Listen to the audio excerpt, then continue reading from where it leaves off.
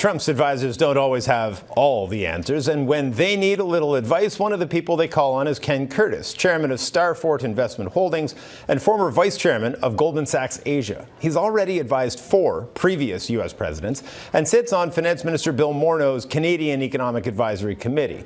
Well, last Friday, Courtis was called into a meeting in New York with President-elect Trump's Economic Advisory Committee. I had a chance to speak with him earlier this week.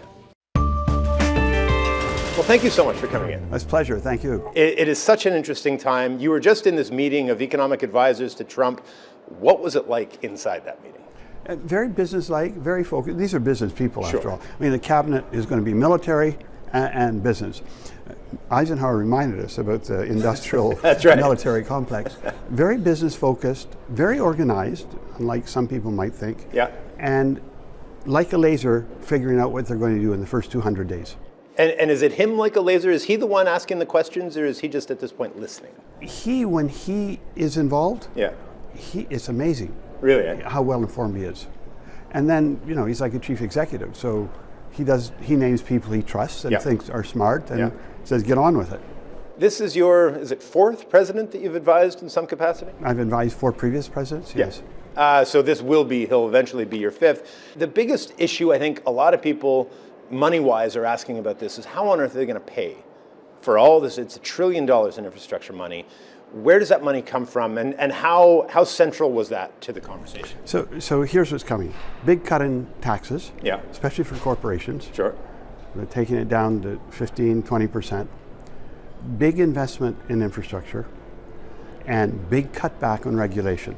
Okay. It's a good question, because if with all that spending, you're going to have a skyrocketing deficit. Right.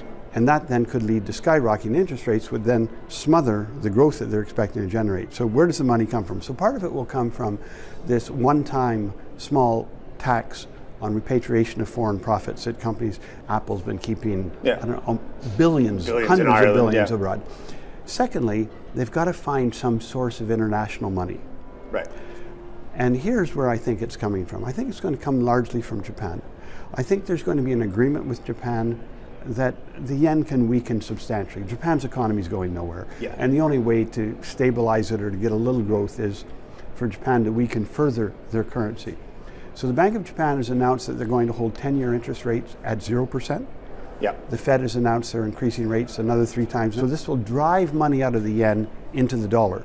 And though the yen will fall, they hope that that will be enough to keep U.S. interest rates from skyrocketing. You were, as best I understand it, the only non-American at that table. Is Canada even on the radar? I mean, are people asking about that, or are they asking for your take on China and Japan and all of that? Basically, they go to for what they think you can help them understand, see through. I mean, they don't have a lot of time for what's happening on this hand, on that hand.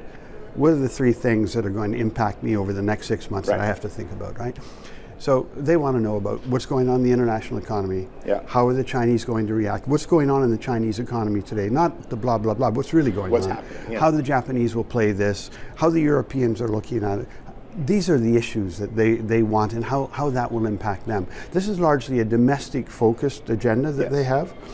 As far as Canada's concerned, it's really interesting. In the election campaign, Canada didn't come up once. No. The problem with NAFTA that he keeps talking about is a Mexico problem. But we can be collateral damage in that. We can, but let's think it through. Mexico exports about 60% of their GDP. Right. And about 85% of that goes to America. Sure. If anything goes dramatically wrong with that relationship, obviously we're going to also get sideswiped. So first of all, we have to totally focus on this. Whether we want or not, we've got to focus on it. Number 2, because this is a business-driven government, I would think that our government should start working very closely with our businesses, not just Canadian, but the multinationals that are here, and work with them so they can understand what's in their interest and our interests and work through to the White House. The flip side of that, of course, is that you're also involved in the Prime Minister's Economic Growth Council. If this is the one key thing that we as a country need to focus on, how much does that change the initiatives being driven by the Canadian Economic Growth Council? I think one of the issues, obviously, is this trade question. There's not really, I mean, there continue to be the problems of softwood lumber, and that's perennial, right? But I think broadly, we can manage this. And we have things also we'd like to renegotiate on NAFTA, quite frankly, and we should not be bashful about that. I think there's a bigger problem, however. Our government's headed in the direction of big investment in infrastructure, social welfare type package, inclusiveness. The Trump government's going in the opposite direction. Secondly, they're going to cut taxes dramatically. And if you're a business and you're looking at a 5, 10, 15% tax difference between investing in Canada and investing in the U.S., the decision is not going to be difficult. You're going to invest in the U.S. And if that happens, our growth would slow dramatically, and then we won't be able to finance the programs that we want to finance. So this is something we've got to work on really, really intensely from now. Clearly, the markets are enthusiastic about this. Is the long game, and specifically if you're looking at it from a Canadian perspective, should we be as enthusiastic as, sort of Wall Street is right now? Mid and longer term, there are obviously big issues. What do we do on the environmental issue? Right. Where we've been taking leadership role in that now since we've changed governments, where they're going the other direction. Look at who they've named to the EPA and some of the other ministries. So we're going to have to think a lot more. This is a new game, and we've got to figure out how to play this new game. Well, thank you so much for helping us understand what game's being played at the very least. Pleasure's mine. Thank you. See you. Thanks.